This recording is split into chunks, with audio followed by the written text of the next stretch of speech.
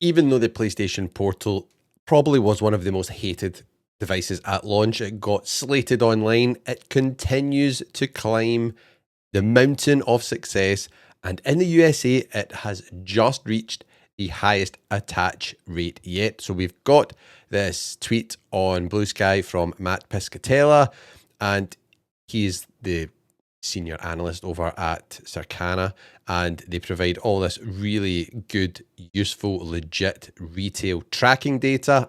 And what he has told us is PlayStation Portal now has a 7% attach rate to PlayStation 5 hardware lifetime to date. So that's from its launch to now in the US, 7% of all PlayStation owners have a Portal. That is huge. This is for this device, which everyone just wrote off at launch, thought it was going to be a complete flop. No one was going to buy it. What were Sony doing? You can't run anything on this. It is, back then it was a remote play only device. It has since evolved and has got even better. So you can now use it standalone by streaming games from the cloud, which is really cool. You don't even need a PlayStation 5 in certain regions of the globe. So this is really cool. 7%. Wow. So that's a couple of million of these have been sold. In a weird alternate timeline here, could the PlayStation Portal, if the PlayStation 5's lifespan expands, which we'll talk about later on in the show, I think it might, the PlayStation 5 might be here for a good while longer. Could the PlayStation Portal potentially sell as many units as the PlayStation Vita did, or even outsell it? So say that's around about 2 million-ish sold, and I think the Vita sold around about 10 million, didn't it? Something like that. So this is not out the realms of possibility. Very cool to see. And I know a lot of you watching and listening have a PlayStation Portal. Some of you even have more than one.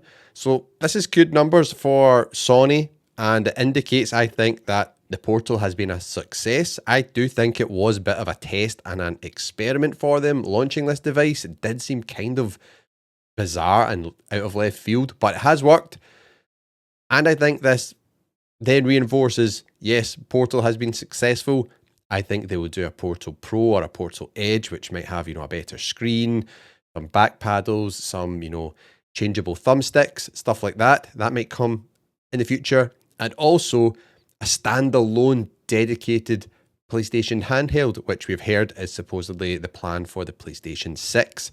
Really good, exciting news there. And also for PlayStation Pro owners, success in that realm also. 13% of PlayStation 5 purchases in 2025 were Pro models. I think a lot of people are starting to think, let's get our hands on the PS5 Pro here. The PS5 might be around for a while. A lot of people switching from Xbox. A lot of people moving away from PC gaming as well, because with the AI bubble, it is getting astronomically expensive, while PlayStation 5 and the 5 Pro is still pretty expensive. It's just nowhere near as crazy as the cost of PC hardware right now, with GPUs going through the roof, RAM prices going through the roof, and also now SSD prices going through the roof. What's next? CPUs, fingers crossed it's not. But this is looking good for the PlayStation Portal and the PlayStation Pro. Do you have one of them or both of them? Do you have a Pro and a Portal? Kind of the ultimate combo if you're a PlayStation fan.